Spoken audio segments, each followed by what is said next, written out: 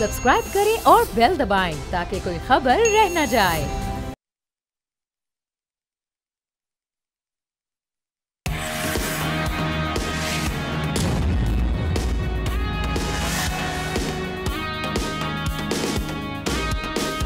अस्सलाम वालेकुम, आप देख रहे हैं न्यूज़ पंच। मैं हूं आमना खटाना।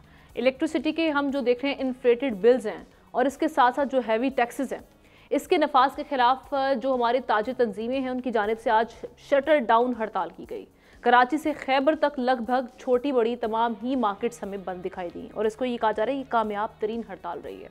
जमात इस्लामी और JUIFA ने भी इस हड़ताल को मुकम्मल सपोर्ट किया, जबकि ताजर यूनियंस का ये कहना है कि अगर इनके मुतालबात तस्लीम नहीं किए गए तो हड़ताल का जो ड्यूरेशन है वो बढ़ाया भी जा सकता है। दूसरी जानिब वज़ीर आज़म की कोऑर्डिनेटर राना एहसान अफजल ने कहा है कि हुकूमत किसी सूरत ट्रेडर्स के दबाव में नहीं आएंगे। चेयरमैन FBR भी वाजे कर चुके हैं कि ताजरों के तमाम जो डिमांड्स हैं वो पूरे किए जाएंगे, लेकिन ताजर दो स्कीम इसको वापस नहीं किया जाएगा। अब अपने नाजरीन को ये बताते चले कि दुकानदारों और छोटे ताजरों को टैक्स नेट में लाने की माजी में भी जो कोशिशें की जा चुकी हैं, जैसे कि 2006 में परवेज़ मुशर्रफ के दौरे हुकूमत में हो या फिर 2015-19 में मुस्लिम लीग नून और PTI का दौर, रिटेल सेक्टर को टैक्स नेट में लाने की कोशिशें तो हुई मगर ज़्यादा कामयाब नहीं हो सकी थी। और अब इस मरतबा फिर मुल्क भर के 35 लाख रिटेलर्स पर FBR ने टैक्स लगाने के लिए स्कीम तैयार की है, जिनसे 300 अरब से ज़ायद आमदन मुतवक्की है। एक तो ये सवाल यहाँ पर पैदा होता है कि हुकूमत छोटे बड़े ताजरों को टैक्स नेट में लाने में कामयाब हो सकेगी। दूसरा, ये जो ताजर दो स्कीम है क्या, इस हवाले से जो रिजर्वेशंस हैं हमारे ट्रेडर्स के या रिटेलर्स के, ये किस हद तक ठीक हैं। डिस्कशन का आगाज़ करते हैं। मैं तारुफ करवा देती हूँ। एहतशामुल हक साहब हमारे साथ हैं, शहजादा जुल्फ़िकार साहब हमारे साथ हैं, ज़ाहिर शाह शिराजी साहब हमारे साथ आज टीम का हिस्सा है, अब्दुल्ला हमीद गुल साहब हमें स्पेशली उन्होंने ज्वाइन किया है, चेयरमैन जवानाने पाकिस्तान, आपका स्पेशली शुक्रिया अदा करेंगे। आगाज़ करते हैं। एहतशाम साहब, सबसे पहले आपकी जानिब आ रही हूँ, कैसे देख रहे हैं आज का ये बड़ा कहा जा रहा है कि अनप्रेसिडेंटेड ये स्ट्राइक देखी गई और बड़ी कामयाबी से जो जिस तरह से कहा जा रहा है कि हर जगह हमने देखा कि आज कारोबार बंद रहा जो वो चाह रहे थे ताजिर हमारे बरादरान हैं। अब ये मुतालबात पूरे करवाने में कामयाब हो जाएंगे? अपने प्रेशर आप समझते हैं आगे इस लेवल तक? देखिए हमना ये इस बात में तो कोई दो राय नहीं कि आज का जो शो था, आज के जो शटर डाउन और आपने देखें कंट्री वाइड जो नेशन वाइड स्ट्राइक थी, ये वाकई अनप्रेसिडेंटेड थी। मुझे याद है कि 2004 में मुशर्रफ साहब के ज़माने में जब शौकत अजीज़ साहब थे उस वक्त इस तरह की हड़ताल हुई थी। आज बिल्कुल वाकई पेशावर से कराची तक सब आप देख लें 98% हम कहेंगे बंद। इवन जो हमने देखा छोटे छोटे ढाबे, मेडिकल स्टोर ये कभी बंद नहीं होते थे, वो भी बंद रहे। शाम को तो 12 लाख मेडिकल स्टोर खुल गए थे और उम्मीद यही है कि अब ये शायद अनऑफिशियली तो इन्होंने कोई बताया ही नहीं है, ऑफिशियली नहीं बताया, अनऑफिशियली लग रहा है कि कल दोबारा कोई हड़ताल का उनका प्लान नहीं है जिस तरह दुकानें खुलना शुरू हुई। लेकिन अब सवाल बड़ा अहम है कि ये क्यों किया गया। अब बड़े अरसे से एक लड़ाई हो रही थी। हुकूमत ने एक ताजर दो स्कीम आमना निकाली थी जिसमें ये आपके छोटे ताजर होल सेलर्स इनके लिए कहा गया था कि जी आप टैक्स में लाना है और एक तरीक़ाकार एक फार्मूला बनाया गया, SRO जारी किया गया और कहा यह जा रहा है कि जी ये एग्रीमेंट इस पर हुआ था कि जी इस पर हुकूमत पाकिस्तान ने जो 42 अजला हैं उनको चुना है और वहाँ पे ये टैक्स लगाया जाएगा। और उसमें बताया गया बकौल FBR के चेयरमैन के कि 100 रुपये से 20,000 रुपया ये फ़िक्स टैक्स लगाया गया और ये मार्केट रेट्स देखने के बाद लगाया।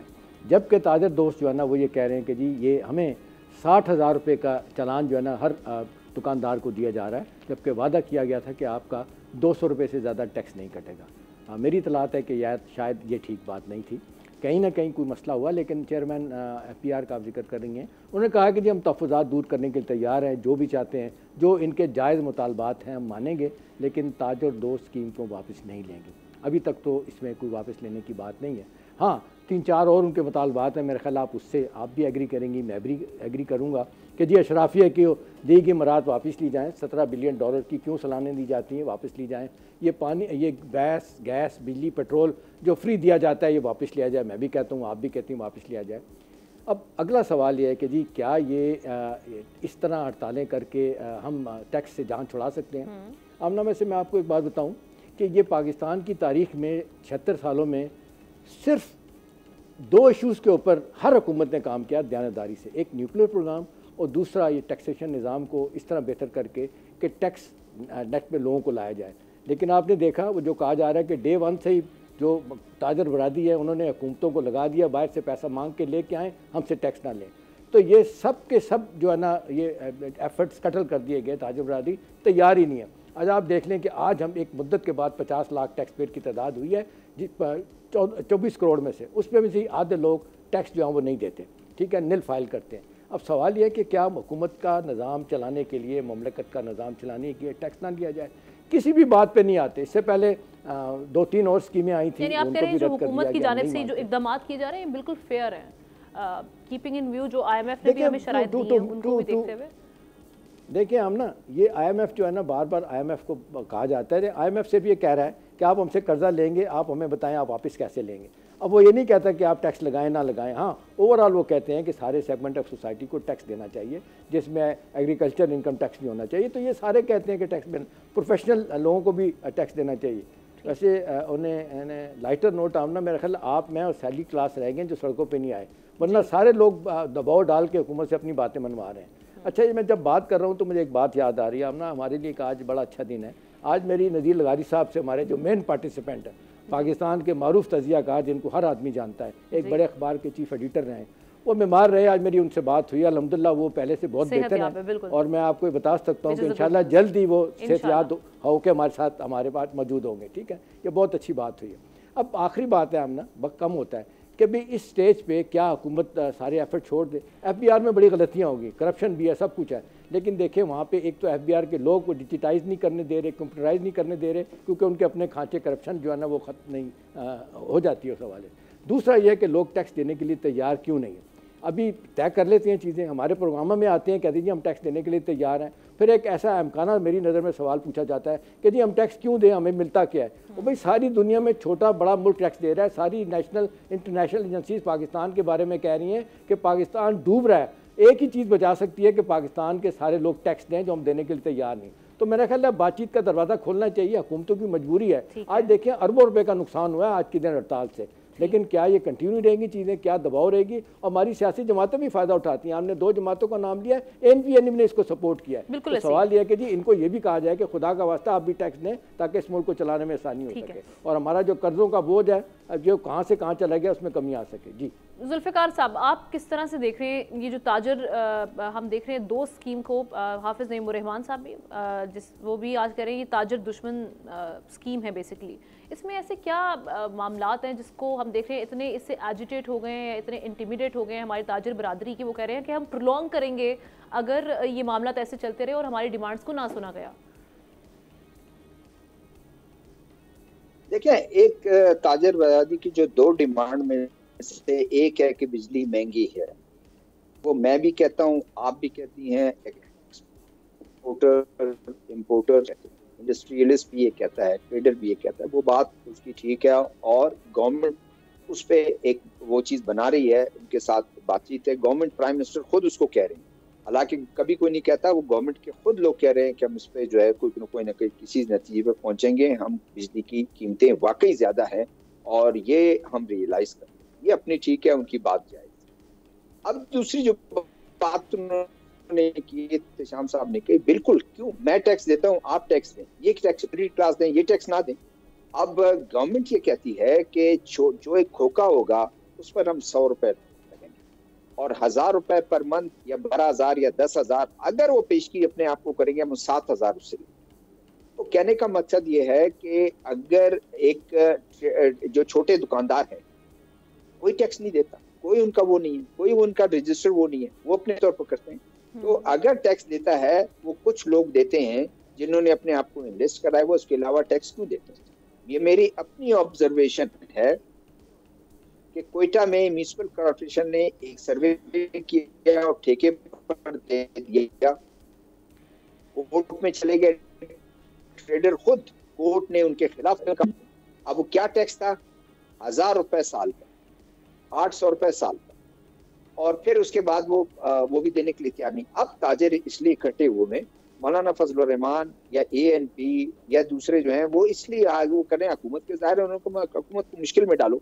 गवर्नमेंट अपने तौर पर गवर्नमेंट ने काम किया, इसको FBR को कर रहे हैं, वो उनका काम यह है कि जब तक टैक्स के सिस्टम को हम बेहतर नहीं करेंगे कभी ये गवर्नमेंट की मैं कोई तारीफ नहीं कर रहा हूँ, लेकिन आप मुझे बताएं कि कभी, एहतशाम साहब हमारे सीनियर है, बता दें कि कभी कोई इस तरह से हुआ है कि इतने बड़े पैमाने पे एफबीआर के वो लोग ग्रेड 21 और 22 को जिनको कोई हाथ नहीं लगा सकता था, उन्होंने उनमें से 25-26 लोगों को एक साइड पर कर दिया। उसके बाद फिर एक वो आया, फिर तकरीबन 50 के करीब, टोटल 50 हो गए या 55 हो गए, उनको एक तरफ कर दिया। उन्होंने कहा आपकी खिदमत की जरूरत पड़ेगी, बेस्ट लोगों को कोशिश की है, तमाम इंटेलिजेंस से उनकी रिपोर्ट्स मंगा कर उनको लगाया ताकि उनको हदफ दिया। और जो अभी जो 32 लाख 33 लाख लोग टैक्स देने वाले हैं, आधे से ज्यादा वो सैलरी क्लास हैं, वो 18 या 19 लाख वो हम ही आप देते हैं, बाकी तो टैक्स उसके बाद कितना देते हैं कितना नहीं देते मुश्किल से। अब ये ताजर दोस्त स्कीम के तहत उन्होंने वो किया। देखिए एफबीआर का जो चेयरमैन है वो गुरेजा नहीं है, वो बातचीत कर रहा है, वो कहता है हम आप मार्केट रेट के मुताबिक आपसे बात कर सकते हैं, चलें उसको हम कोई सर्वे कर सकते हैं। लेकिन अगर ये कहना है कि मुर्गे की एक टांग के मैंने टैक्स देना ही नहीं है, आपने बिल्कुल गलत कर दिया। इसमें तो टैक्स उनको देना पड़ेगा, अगर वो टैक्स नहीं देंगे हुकूमत कैसे चलेगी। मियाँ शहबाज शरीफ आ जाए, बानी पीटीआई आ जाए, जरदारी साहब आ जाए, बिलावल भुट्टो आ जाए, ये सिस्टम इसी तरह चलता रहेगा, टैक्स किस तरह कलेक्ट करेंगे। हाँ, एक आखिरी बात मेरी ये है कि जरूर एक आम आदमी ये कहता है कि मैं जब आपको टैक्स अदा करता हूँ, मेरा टैक्स कहाँ जाता है ये मुजे बताया जाए। ये हमारी तरक्की पर खर्च होना चाहिए, ये हमारे जो है इंफ्रास्ट्रक्चर पर खर्च होना चाहिए, तालीम, सेहत, ये जरूर, ये बात बिल्कुल ठीक है। अब्दुल्ला साहब आपकी जानिब आ रही है। एक तो ये कितना फॉर्मिडेबल चैलेंज आप देख रहे हैं, जो अब ट्रेडर्स बाहर निकले हैं और इन्होंने कारोबार बंद कर दिए हैं। भाई आज हमने देखा कि रुक गया था कारोबारी ज़िंदगी का, ये मामला अगर आगे बढ़े तो किस तरह से इंटीमिडेटिंग हो जाएगा गवर्नमेंट के लिए। और दूसरी चीज़ ये कि इनके जो मुतालबात हैं आप समझते हैं फेयर हैं? बिस्मिल्लाहिर्रहमानिर्रहीम, बहुत शुक्रिया आपका। सबसे पहले मैं आज ताज़ियत पेश करना चाहता हूँ। आज वफाकुल मदारिस के जो डिप्टी सेक्रेटरी जनरल पंजाब जो थे वो आज उनका इंतकाल हो गया, और काजी अब्दुल रशीद साहब बहुत अच्छे, नेक, शरीफ और पाकिस्तान के लिए खिदमत और अकीदा ख़त्म नबूवत के लिए उनकी बहुत बड़ी कुर्बानी। आज लाखों का मजमा जो था वो रावलपिंडी के अंदर था। बहरहाल आज की हड़ताल के अंदर अगर बात की जाए तो मेरी तहरीक जवानान पाकिस्तान जो थी उसने भी इस कॉल के अंदर पूरा दिया, और मैं वहाँ मौजूद था जब डी चौक के अंदर ये सारा एहतजाज जारी था, तो हम भी उसके हिस्सा था। इसी मैं आपको ज़्यादा बेहतर अंदाज में शायद बता पाऊँ, वो कि हमारे तजज़ियाकार जो है वो बहुत उन्होंने मुफस्सल और जामे गुफ्तगू फरमाई और मुदल्लल गुफ्तगू। देखिए बात यह है कि 5 रुपये भी टैक्स मिले लेकिन सबसे लेना चाहिए, वो चाहे वो रेहड़ी वाला हो, चाहे वो साइकिल वाला हो, चाहे वो कोई माली हो या कोई किसी के घर में मुलाजमत कर रहा हो या कोई पाकिस्तान का वजीर आज़म हो, सबको टैक्स देना चाहिए। ये बात तो बिल्कुल तय है, लेकिन हमें ये देखना है कि उस तरह फिर इनडायरेक्ट टैक्सेशन ख़त्म करनी है। इसमें कोई शक व शुबा नहीं है कि कोई भी आदमी आज दुकान लगा के बैठा है, कोई नान भाई है या कोई और है, वो हज़ारों रुपए दिन के कमा रहा है। छोटे से छोटे करियाना स्टोर जो है, जो गली के नुक्कड़ के अंदर होता है, वो भी 1000-2000 रुपए कमा के उठता है, ऐसी बात नहीं है। सिर्फ प्रॉब्लम ये होती है कि क्या उस टैक्स के पैसों से उनको कोई सहूलतकारी हो रही है, क्या उनके हवाले से कोई बेहतरी आ रही है, क्या तालीम, सेहत के अमूर जो हैं उसके अंदर कहीं सिफारिशें तो नहीं करानी पड़ रही। ठीक है, मैं मान रहा हूँ कि कई जगह पे बेहतरी आई है, निज़ाम को बेहतर करने की कोशिशें जारी हैं, लेकिन ये नाकाफ़ी हैं, इनको मज़ीद बेहतर करना पड़ेगा। और फिर सबसे बड़ी बात यह है कि एक फियर ऑफ अननोन है, और एहतशामुल हक साहब और हमारे दीगर जो हमारे मुअज़्ज़िज़ीन हैं वो इस बात से एग्री करेंगे कि हमें ये नहीं पता चलता कि हम अभी टैक्स में आ गए तो पता नहीं कल को जो है पता नहीं हमारे ऊपर एक बहुत बड़ा, यानी कि ये समझा जाता है कि ये एक फांसी का फंदा है, अगर हमने गले में डाल दिया तो फिर हमें लटकना ही पड़ेगा इससे। इसलिए ये फियर जो है ये दूर करना बड़ा ज़रूरी है, और उसकी वजूहात ये है कि खुद एफबीआर के अंदर से बहुत सारी इस किस्म की बातें जो है वो निकाली जाती हैं।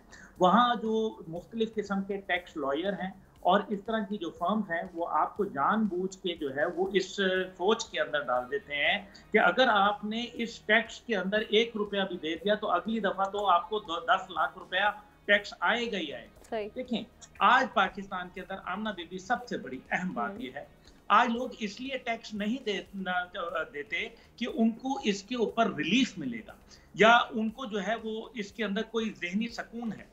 बल्कि वो इसलिए देते हैं कि वो सजा से बचना चाहते हैं, वो अदलिया से, कानून से बचना चाहते हैं, जेल जाने से बचना चाहते हैं। जबकि टैक्स इसलिए देना चाहिए है खुश होके जितना से दीगर दुनिया के अंदर, और फिर टैक्स ब्रैकेट्स जो हैं वो बहुत महंगी हैं।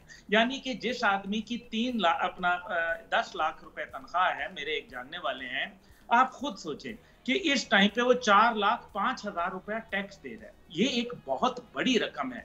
4,05,000 का मतलब यह है कि उसको फैसिलिटी क्या मिल रही है। अभी चीन में, जापान में, दीगर मुहर्रम ममालिक में आप जाएं तो आपको पता चलेगा कि वहां आप टैक्स देते हैं तो वीवीआईपी लेन होती है, जो कि किसी जर्नैल के लिए, किसी जज के लिए, किसी सियासतदान के लिए नहीं, बल्कि टैक्स पेयर के लिए होती है, बिजनेस कम्युनिटी के लिए होती है। अफसोस की बात यह है कि हमने बिजनेस कम्युनिटी को, अच्छा फिर जैसे मैंने इनडायरेक्ट टैक्सेशन की बात की, अभी बिजनेस कम्युनिटी के जो रिजर्वेशंस हैं वो अपनी जगह, लेकिन इस तरह तो फिर तमाम तबकात उठकर सामने आ जाएंगे और वो कहेंगे कि हम भी टैक्स नहीं देंगे।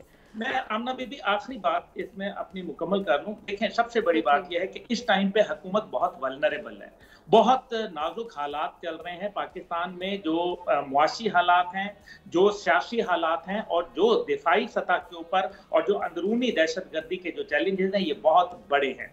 अब ऐसी सूरत हाल में कोई भी एजिटेशन शुरू होती है वो बर्दाश्त नहीं कर पाएगी। मैं आपको बताता हूं कि जब जमात इस्लामी ने अभी धरना दिया, उसके अंदर 250 से ज्यादा जमात इस्लामी के कारकुन रावलपिंडी में नहीं थे, लेकिन जब शाम होती थी हजारों लोग, मेरी अपनी तहरीक से लोग जो है जो वो उसके अंदर शामिल हो रहे थे। ये है खतरनाक बात। इसको अगर टाइमली एड्रेस नहीं किया तो ये एक बहुत बड़ी तहरीक उठेगी और वो किसी शख्सियत या किसी जमात की पाबंद नहीं होगी, बल्कि वो अपने तय बाहर निकलेंगे और वो सबसे खतरनाक है। बिल्कुल, ऐसे ताजरों ने आज ये कह दिया कि जी हम अदब का इजहार करते हैं हुकूमत वक्त पर।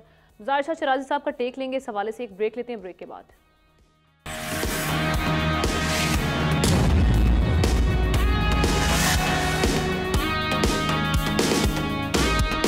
Welcome back once again. जिस तरह से आज हम बात कर रहे हैं शटर डाउन स्ट्राइक आज पूरे मुल्क में हमने देखी, और इस हवाले से जो ताजरों के कंसर्न्स हैं उसको हमारे पैनलिस्ट किस तरह से देख रहे हैं, वो क्या रिजर्वेशंस और जो उनकी डिमांड्स हैं वो किस हद तक दुरुस्त है, और दूसरा हुकूमत वक्त इस पर क्या मामलात लेकर चलेगी। चूँकि आज एक धमकी भी आ गई है कि अगर इनको एड्रेस ना किया गया तो इसको प्रोलॉन्ग भी किया जा सकता है। कहीं ना कहीं जो हम देख रहे हैं कि PMLN और पीपल्स पार्टी जो कि इत्तेहादी भी हैं, इसमें अफिलिएशंस और कनेक्शंस भी हैं ताजरान के। तो शाह साहब ये किस तरह से कर पाएंगे? एक तो ये कनेक्शंस जब हों, अफिलिएशंस भी हों, लेकिन IMF का भी एक प्रेशर है कि आपने टैक्स नेट बढ़ाना है, लेकिन ताजरों की एक जानिब एक प्रेशर भी आ रहा है। कैसे कंटिन्यू करेगी गवर्नमेंट इन सारे मामलात में? जी आमना, आप अगर मुझसे मुझसे अगर सवाल, जी आपकी आवाज़ ज़रा सा मुझे डिस्टॉर्ट हो गया आई, लेकिन बारह जहाँ तक मैं समझ सका हूँ, इस वक्त जो शायद आज जो प्रोटेस्ट हुई है अक्रॉस खैबर टू कराची, मेरे ख्याल में एक बड़ा पावरफुल मैसेज है।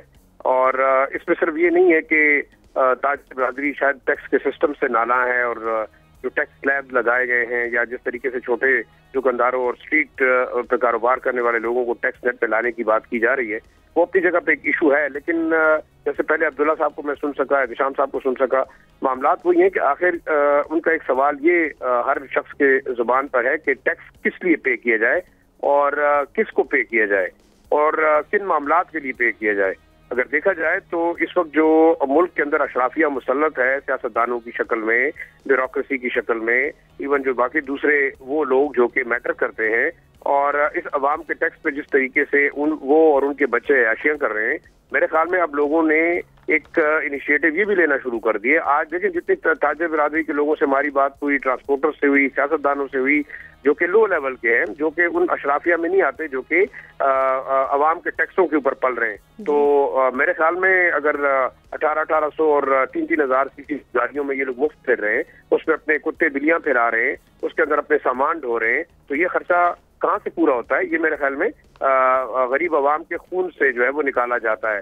तो अब एतराज ये भी उठ रहा है कि आया ये टैक्सेस हम इसलिए पे करें कि ये अशराफिया और उनके बच्चे, सियासतदान, ब्यूरोक्रेसी, जजेस, इवन जो है एस्टेब्लिशमेंट के लोग, मिलिट्री के लोग, अगर अवाम के टैक्स के पैसों पे वो एक शाहाना जिंदगी गुजार रहे हैं तो उसके बदले इनको क्या मिलता है?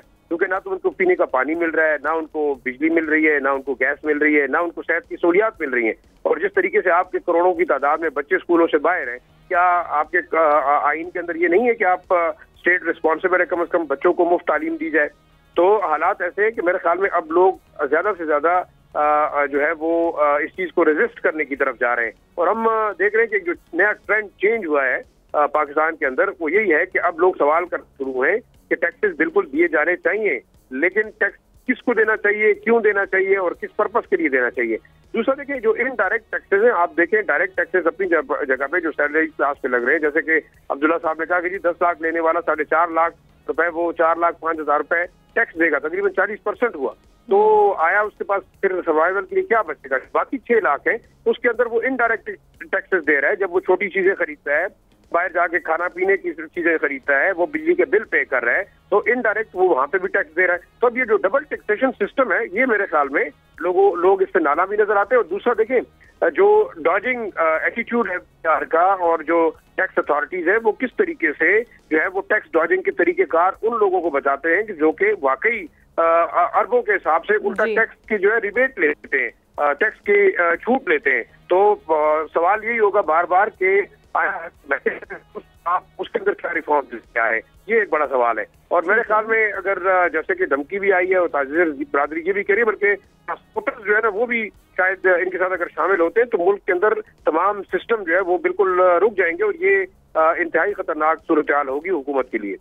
बिल्कुल ठीक है, वाकई इसी तरह के कुछ मामला था चूँकि हम देख रहे हैं कि जिस तरह से जमात इस्लामी, JUIF और ANP इनकी बड़ी फर्म सपोर्ट भी है इस सारी सिचुएशन को लेके उनकी जानिब से, ये कहा जा रहा है। अब लेट्स सी कि आगे जाके क्या मामला इख्तियार करते हैं, किस हद तक इनके जो डिमांड्स हैं उनको पूरा किया जाता है। चूँकि इनकी जानिब से जो एक थ्रेट किया गया है कि ये मामला कर सकता है और ऑब्वियसली एक फॉर्मिडेबल चैलेंज भी बन जाएगा हुकूमत के लिए।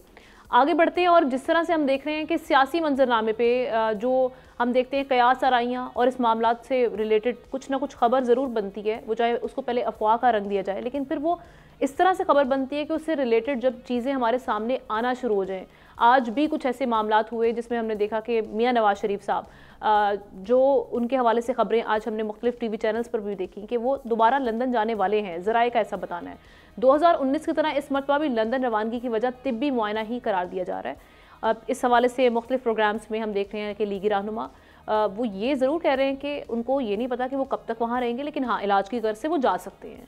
उन्होंने तस्दीक ज़रूर की है कि इलाज की गर्ज से वो जा सकते हैं, विच मीन्स के मियाँ साहब के हवाले से जो खबरें हैं उनमें कहीं ना कहीं किस हद तक सदाकत है और क्या ये जो मियाँ साहब की अब जो रेलेवेंस है सियासत में वो क्या इस वक्त रुख इख्तियार कर चुकी है।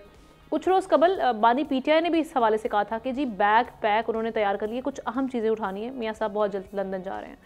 अब सारे मामलात को देखते हुए हमारे तज्जियाकारों के हवाले से क्या राय है, आगाज़ करती हूँ मैं आपकी जानिब आती हूँ। सबसे पहले अब्दुल्ला साहब, ये जो अभी ख़बरें आ रही हैं मियाँ साहब की, मियाँ साहब को लगता है कि उनकी रेलेवेंस कम हो चुकी है या उनकी सियासत से दिलचस्पी ख़त्म हो चुकी है जो वो दोबारा लंदन जाना चाह रहे हैं, या फिर वाकई ही इलाज की गर्ज से लंदन जाना चाह रहे हैं?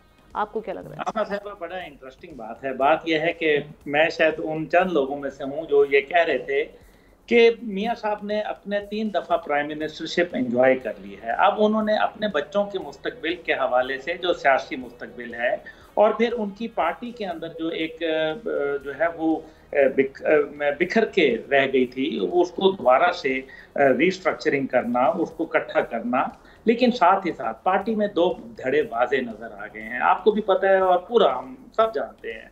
अब मियाँ साहब जिस तरीके से मीनार पाकिस्तान तशरीफ लाए और उसके बाद एक आदमी जिसके सामने हज़ारों लोग मौजूद हों पूरे पाकिस्तान से, मुख्तलिफ जो है वो इलाके उन्होंने बताए हुए थे मीनार पाकिस्तान में कि जी ये लोधना से है, ये मुल्तान से है, ये सिंध से है, ये बलूचिस्तान से है, यानी कि एक अच्छा शो था।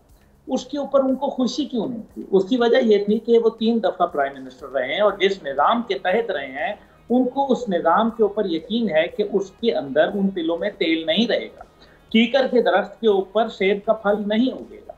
इस वजह से मियाँ साहब, अब आप देखें कि कोरोना ख़त्म हो चुका है लेकिन मियाँ साहब का मास्क नहीं उतरता। मरी के अंदर वो गाड़ी में बैठे हुए हैं और गाड़ी में भी वो मास्क लगा के बैठे हुए हैं। वो उन्होंने एक गोशाए तन्हाई जो है वो अपना ली है, और जो ठीक है थोड़े बहुत लोग उनसे मिलना चाहते हैं वो उनके पास वहीं उनके घर के ऊपर आ जाते हैं। उनको मरी से वैसे भी बड़ा लगाव है, उन्होंने काम भी बहुत किए मरी के लिए। लेकिन बहरहाल लंदन के अंदर यह है कि उनकी अपनी एक जिंदगी है, यार बाश आ जाते हैं, गपशप लगती है, उनके साथ जो है वो खुलेआम वॉक करते हैं, वो सूट पहनते हैं जो उनकी ख्वाहिश थी। देखे ना, वो सूट पहनने वाले आदमी है, वो सलवार कमीज तो पाकिस्तान के हालात और मजबूरी की वजह से सर वैसे खुलेआम तो नहीं, वहाँ पे भी मामला तो उनके लिए एवनफील्ड के बाहर हम देखते हैं अक्सर तमाशा लगा रहता है। नहीं, वो देखें वो एवनफील्ड के सामने अक्सर होता रहता है, लेकिन खामोशी से जब वो बाहर निकलते हैं इधर उधर जाके वॉक शॉप करते हैं, कोई और जगह के ऊपर, कोई सबर्ब्स के अंदर जो है वो फिरते रहते हैं, यूरोप चले जाते हैं। मकसद यहाँ कहने का यह है कि मियाँ साहब को मालूम है कि पाकिस्तान की सियासत के अंदर फिलहाल उनके लिए कोई ऐसी जगह नहीं है। वो लंदन जाएंगे, लंबी देर के लिए जाएंगे, उनके बेटे वहाँ मौजूद हैं, जाना भी चाहिए, उनकी फैमिली मौजूद है, उनकी बड़ी वहाँ अच्छी दोस्ती यारी भी मौजूद है, उनको वहाँ की आबो हवा भी पसंद है। और मियाँ साहब जो हैं वो 3 दफ़ा वज़ीर आज़म रह के उनको नज़र आ गया कि पाकिस्तान के मसाइल का हल जो है वो तब्दीली निज़ाम में है। मौजूदा निज़ाम के अंदर सिर्फ कबाहतें मौजूद हैं। उन्होंने मरियम नवाज साहिबा को एक सहारा दिया, उनको एक डायरेक्शन दी। अब जाहिर है मरियम साहिबा अपनी तबीयत अपने मिजाज के मुताबिक चलेंगी। शहबाज शरीफ साहब के हवाले से उनको रंज है, उनको दुख है, उनको अपने पार्टी के दीगर ओहदेदारान जिनके साथ उनका एक बड़ा ताल्लुक वास्ता रहा, उनको ये अफसोस है कि उन्होंने उनको कहीं बैक स्टैब कर दिया है, कमर में खंजर घोंपा है, और ये बातें सबको मालूम है। इसलिए मियाँ साहब जो है वो जरूर जाएंगे और काफी देर के लिए जाएंगे। जब हालात यहाँ दोबारा एक दफा पलटा खाएंगे फिर शायद मियाँ साहब वापस आए। राइट। एहतशाम साहब, इस्लामाबाद में इस वक्त क्या खबरें हैं? ये मियाँ साहब जा रहे हैं तो वापस आने के लिए जा रहे हैं, या फिर अब हम ये देखेंगे कि मियाँ साहब अब लंदन को ही वहाँ ही जो सकूनत इख्तियार करेंगे? देखिए, हम ना इसमें तो कोई दो राय नहीं है। जिस तरह अब्दुल्ला बात कर रहे हैं कि नवाज शरीफ साहब जितने इस वक्त हर्ट फील कर रहे हैं अपने आप को, बहुत मायूस हैं, बहुत फ्रस्ट्रेटेड हैं। किससे मायूस? और आपने देखा है मुक़्तदरा से मायूस हैं, अवाम से मायूस हैं? देखिए, मुक़्तदरा से तो मायूस हैं, अवाम से शायद नहीं है, और सबसे ज़्यादा अपनी पार्टी से, अपने भाई से मायूस हुए हैं। देखें, इसको अभी आपने एक लफ्ज़ यूज़ किया था बड़ा इंपॉर्टेंट, रेलिवेंसी। देखिए, सियासत में रेलिवेंट होना हमना बड़ा ज़रूरी होता है। अभी जिस तरीके से अब बच्चे को पता है पाकिस्तान जब आए किस तरह हाई कमिश्नर ने वहाँ से उनको भेजा, बायोमेट्रिक्स किस तरह हुआ, उसके बाद पेंट किया गया अखबारात में इश्तिहारात, नेक्स्ट चौथी मरतबा प्राइम मिनिस्टर नवाज शरीफ साहब एन वक्त पे नहीं हुआ। अब बड़े भाई साहब को गिला शिकवा यही है कि मुझे पार्टी के लोग जो हैं उन्होंने सपोर्ट नहीं किया। भाई साहब के बारे में कहा जा रहा है, शहबाज शरीफ साहब वही आज बातें कर रहे हैं जो बानी PTI किया करते थे। एक पेज पे हैं मैं आर्मी चीफ और ये मिल के पूरे पाकिस्तान को चलाएंगे। तो लग रहा है कि इस वक्त बड़ी सूरत हाल ऐसी हो चुकी है कि दो बड़े वाज़े ग्रुप हैं। कल एक TV प्रोग्राम में आमना हनीफ अब्बासी बैठे हुए थे, उनसे सवाल पूछा गया कि जी नवाज शरीफ साहब जा रहे हैं, तो उनका चेहरा बता रहा था कि दयानतदारी से बात नहीं कर रहे जी। उन्हें सवाल पूछा गया जी कब आप मिले थे आखिरी दफ़ा? ने कहा मैं कल भी मरी गया था, लेकिन उन्होंने कहा फिर मरी गए थे तो पहले तो हर दफ़ा जाते थे, क्योंकि वो शहबाज शरीफ ग्रुप के साथ उनका कहा जा रहा है ताल्लुक़ है। तो देखें, अब सूरत हाल इस वक्त ये हो गई है, 4 बरस हो गए आमना वो वहाँ पे रहे हैं वहाँ, और जिस तरीके से अभी बात हो रही थी, जो मुश्किल वक्त देखा उन्होंने, वहाँ पे भी बड़े दुखी हैं कि मुझे गालियाँ दी गई, ये किया गया, वो किया गया। इवेंचुअली अब वो कहा जा रहा है कि व्हाट वेंट रॉन्ग, किसने डसा उनको कि छुरा घोंपा गया, कि ऐन वक्त पे जब सारी चीज़ें ठीक हो गई थी, तैयार हो गए थे उनको बनाने के लिए, ऐसा क्यों हुआ? तो फॉर द टाइम बिंग मुझे तो ये लग रहा है कि वो अब सियासत से दूर होते चले जा रहे हैं। अपनी बेटी को उन्होंने चीफ मिनिस्टर बनवा दिया, उसके बाद उनको सपोर्ट भी की, और आप देख लें किसी वक्त मरी में निकलते हैं, लोगों से मिलते भी हैं, लेकिन जनरली वो लोगों से नहीं मिल रहे। उसकी बुनियादी वजह यही है कि उनको लगता है कि उनके साथ धोखा किया गया है। उनको बुला के उसको कहना चाहिए ना सिर्फ उनके साथ ज्यादती की गई है, बल्कि उनके वोटर से भी उनको दूर किया गया। अब देखें, इससे ज़्यादा और क्या बात होगी कि आमना जिस तरीके से कहा जा रहा है कि फॉर्मर जो हेल्थ मिनिस्टर हैं जो आजकल जेल भुगत रही हैं, क्या नाम है, राशिद, वो उनसे इलेक्शन लोग कहते हैं हार गए नवाज शरीफ साहब, और वो जीत गई थी यास्मीन राशिद साहिबा। अब ये भी बहुत सारी बातें, यास्मीन राशिद साहिबा, और बहुत सारे लोग कहते हैं, आपने देखा हमारे फॉर्मर इंटीरियर अपने अबूरी मिनिस्टर जो थे, चीफ अपना प्राइम मिनिस्टर थे, उन्होंने किस तरीके से हनीफ अब्बासी को कहा था क्या बात करते हो, अनवर इलेक्शन में मुल्ला झगड़ा खान हुआ था, जी, तुम जी। तो फॉर्म 49 फॉर्म 46 के हो। और तो जी, देखें सवाल ये है कि 47 के हो, सवाल ये है कि अब ये उनको ये लग रहा है, बहुत सारे लोगों ने कहा, पार्टी के अंदर 3-4 लोग हैं जो बार बार उनको कह रहे हैं, जिसमें आप देख लें इसमें एक साहब हैं शेखुपुरा से, वो बार बार एक बात किया मियां जावेद साहब कि जी हमें छोड़ के आ जाना चाहिए बाहर, और यही मशवरा मायूसी तो वैसे हम ओवरऑल देख रहे हैं, जो मियां साहब से करीब लोग हैं उनकी भी देख रहे हैं। आखिरी बात ये है, कुछ लोग कह रहे थे कि जो प्रोपेगेंडा कर रहे थे, बातें कर रहे थे, नहीं जी उनको किसी सूरत में नहीं जाने दिया जाएगा, उनको रोक लिया जाएगा। भाई आज उनकी हुकूमत है, और दूसरा सबसे बड़ी बात है कि वो अब कोई बैगेज नहीं है, को एस्टैब्लिशमेंट के लिए कोई मसला नहीं है, तो लिहाजा उनका इस वक्त चले जाना कोई मैटर ही नहीं करता। वो जाएंगे अपने पोते पोतियों नवासों से मिलेंगे, और जिस तरह ज़ाहिर है उनकी बेगम साहब तो अल्लाह को प्यारी हो चुकी हैं, यहाँ उनके मरियम नवाज के बच्चे हैं, तो वहाँ उनके बेटों के भी बच्चे हैं, तो जाहिर है वो वक्त इतना अर्सा 4 साल गुजारा, तो जाएंगे वापस जाएँ तो ठीक है। एक परसेप्शन जुल्फ़िकार साहब ये भी पाया जाता है कि बहुत से लोग इस हवाले से पेश गोइयाँ कर रहे हैं, या बहुत से लोग इस हवाले से तज्जिए कर रहे हैं कि जी हुकूमत बेसिकली जाने वाली है, इसलिए मायूसी पाई जा रही है। मियाँ साहब भी इसी वक्त निकल रहे हैं, चूँकि पहले तो मियाँ साहब ने जब प्राइम मिनिस्टरशिप लेने से उन्होंने कहा जी मुझे उस तरह से अक्सरियत नहीं हासिल हुई, तो मैं नहीं इसके लिए कंटेस्ट करूँगा मामला। तो अब क्या आप समझते हैं कि ये भी एक परसेप्शन कहीं ना कहीं दुरुस्त है, इसलिए मियाँ साहब जा रहे हैं, या फिर मियाँ साहब खुद को सियासत से अलग कर रहे हैं?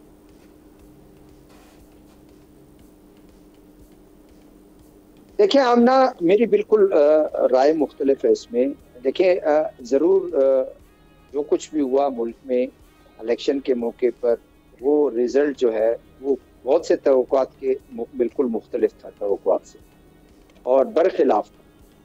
अब उसके बाद सिचुएशन को किस तरह हैंडल करना था, बिल्कुल ये था कि मियाँ साहब खुद इस बात पे वो थे, इश्तिहारात, और वो बिल्कुल वो थे कि मैं बिल्कुल नेक्स्ट फिर 4th टाइम प्राइम मिनिस्टर बन जाऊंगा और सारा कुछ हो जाएगा।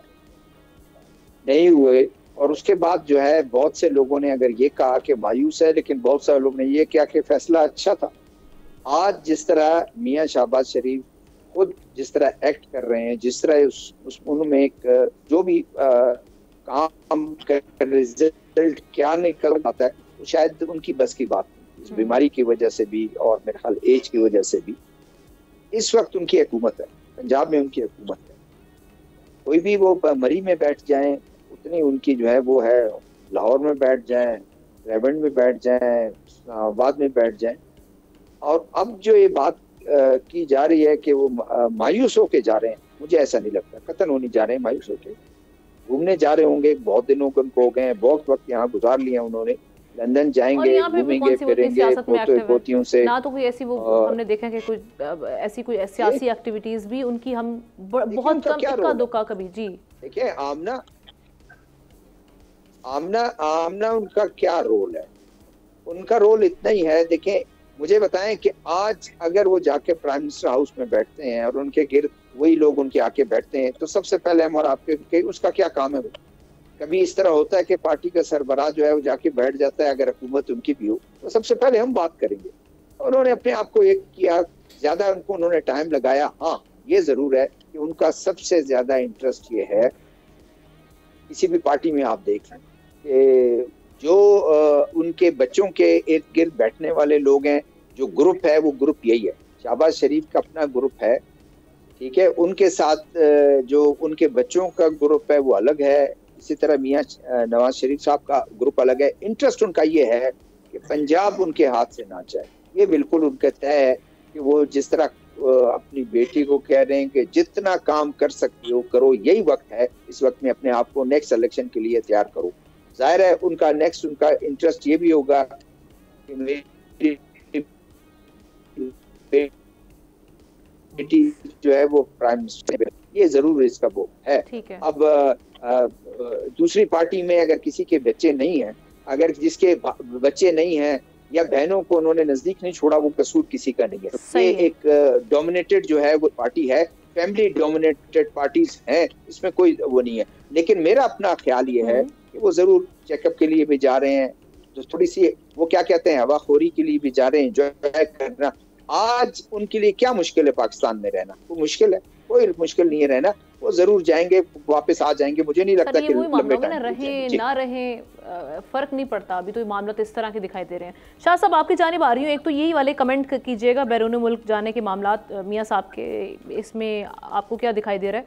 दूसरा, ये जो ग्रुप की बात हो रही है नून और शीन की इस वक्त, ये आपको नहीं लग रहा कि शीन ग्रुप इस वक्त ऑब्वियसली, वैसे नो डाउट शहबाज शरीफ साहब की हुकूमत है तो वो ज़्यादा एक्टिव होगा, लेकिन ये नून ग्रुप जो है वो आपको नहीं लगता कि बहुत पीछे चला गया या उस तरह से वो एक्टिव होकर दिखाई नहीं दे रहा, सिवाय मरीम नवाज साहिबा की हद तक, अगर मामला की बात की जाए? आमना, देखिए, हम कुछ दिन पहले भी एक बात कर रहे थे, बल्कि मैं तो ये समझता हूँ कि नवाज शरीफ साहब को इस मुल्क में आने के बाद और पहले या दूसरे जलसे के बाद बड़ा क्लियर मैसेज मिल चुका था कि बेशक जो है वो वापस पाकिस्तान आ गए, लेकिन अब उनको पाकिस्तान की सियासत में कोई हिस्सा नहीं मिलेगा। और मेरे ख्याल में, मैं पहले भी कह चुका हूँ, मैं उस बात पे अभी भी स्टैंड लेता हूँ कि मियां नवाज शरीफ साहब की सियासत पाकिस्तान के अंदर तकरीबन ऑलमोस्ट इस वक्त खत्म हो चुकी है। जो माजी में जो तरीक़ाकार रहा है उनका, और जिस तरीके से उनके ग्रुप के अब भी लोग शायद वो वोट को इज्जत दो वाले उसूल और नैरेटिव के ऊपर चल रहे हैं, और बार बार उनको शायद यही मशवरे दिए जा रहे थे कि वो एंटी स्टैब्लिशमेंट अपना एक स्टांस रखें, जिस तरीके से वो नाम ले लेकर लोगों को टारगेट कर रहे थे कि इन लोगों की वजह से उनकी हुकूमत गई, पहली दफा भी, दूसरी दफा भी, और अब शायद इस दफा भी वो वज़ीर आज़म बनते बनते रह गए। ये एक बड़ा वाज़ेह मैसेज है। और आपने देख लिया कि जिस तरीके से कैदी 804 की स्टबर्ननेस की वजह से आज वो शायद जेल के अंदर हैं, और मेरे ख्याल में उनका भी एक सियासत में रोल खत्म होता जा रहा है। ये बात अलग है कि एक जो उनकी पॉपुलर नैरेटिव है वो नौजवान नस्ल है या उनके फॉलोअर्स जो है उनको बड़ी जो है वो एक्सटेंसिवली फॉलो करने की कोशिश करें।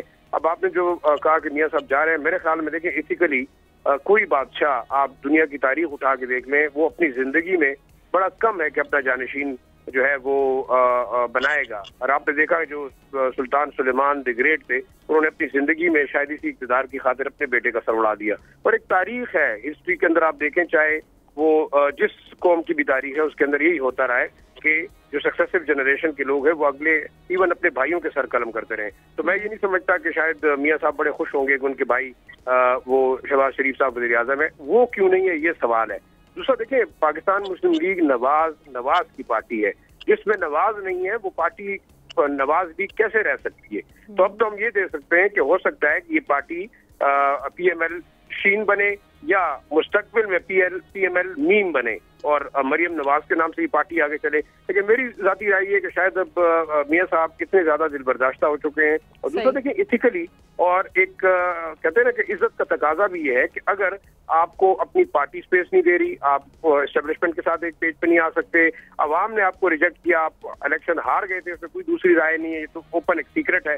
फॉर्म 45 और 47 की कहानी जब भी खुलेगी तो सबको पता है। अपने दिल में सब पे आया है कि उन्होंने कितने वोट लिए, अवाम उनको पसंद करते या नहीं करते। तो अब तीन बातें हुई, अवाम आपको पसंद नहीं कर रहे, अपनी पार्टी आपको जगह नहीं दे रही, एस्टेब्लिशमेंट आपको एक्सेप्ट नहीं कर रही, और दूसरा मेरे ख्याल में अब आपको खुद भी एहसास हो गया कि अभी आपको शायद आराम करना चाहिए, रिटायरमेंट लेनी चाहिए, या कुछ भी कह सकते हैं, चाहे वो लंदन में हो चाहे वो सऊदी अरब में हो। ठीक है, ये आपकी बात बिल्कुल ठीक है, से अग्री करूंगी, लेकिन डिसअग्री करूंगी कि जो आपने बात की कि बानी पीटीआई उनकी रेलेवेंस वो जिस तरह से ज़ेरे अताब ज़रूर है, लेकिन उनकी रेलेवेंस यहाँ से उनका हिसाब लगाया जा सकता है कि हर प्रोग्राम में या डेली न्यूज़ का कोई ऐसा पार्ट नहीं जाता कि उनकी बात ना हो रही है या उनको कोई बयान कोट ना किया जा रहा हो। प्रोग्राम का वक्त ख़त्म हो जाता है, आपसे मुलाकात होगी कल। अल्लाह हाफ़िज़।